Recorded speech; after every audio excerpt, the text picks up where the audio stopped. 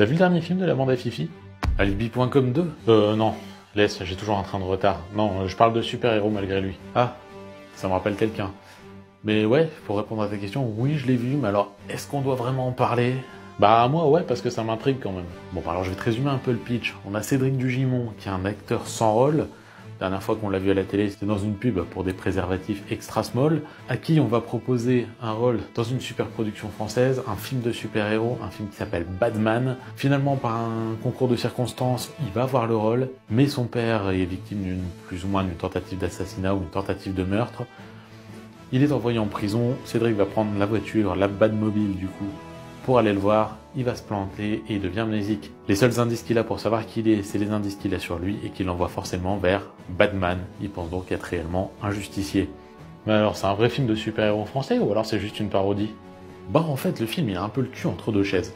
C'est-à-dire qu'il est clairement parodique par certains aspects, notamment par ses nombreuses références à la culture super-héroïque, que ce soit aux X-Men, alors DC ou Marvel, n'importe, X-Men, Avengers, Batman, Superman, tout ce qu'on veut. Mais à côté de ça, il va essayer d'y mettre de l'émotion, il va essayer de faire un film à part. En fait, il aurait peut-être dû se tourner plutôt de ce côté-là. Parce que bon, les parodies des films de super-héros, on en a vu, on connaît, on sait le genre de blague qui est faite dessus.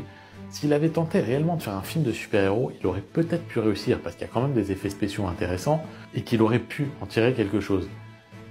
Ici, le souci, c'est qu'il va absolument vouloir faire de l'humour, c'est souvent de l'humour bas de gamme, alors il y a quelques gags qui fonctionnent, on va pas se mentir, mais dès qu'il essaye de les mettre de l'émotion, et ben ça échoue assez lamentablement, et au final, il fait que rappeler qu'il est lui-même un acteur assez limité, et que c'est le cas d'une bonne partie de la bande à Fifi finalement.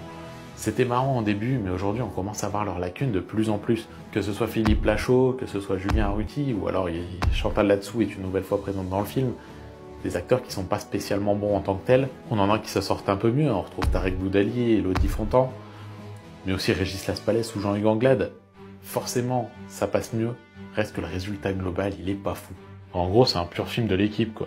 Alors ouais, c'est un pur film de la bande, mais d'un autre côté, si on le compare à des Baby Sting ou des Alibi.com, qui étaient au moins des pures comédies, et qui fonctionnaient peut-être mieux, là on se rapproche plus d'un Nicky Larson. Et à la limite, Nicky Larson fonctionnait mieux dans son genre.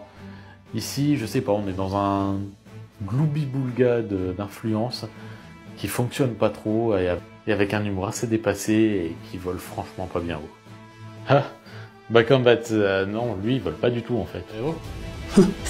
Il est parti terminer sa mission. Écoutez-moi bien parce que je vous le dirai qu'une seule fois. C'est compris ?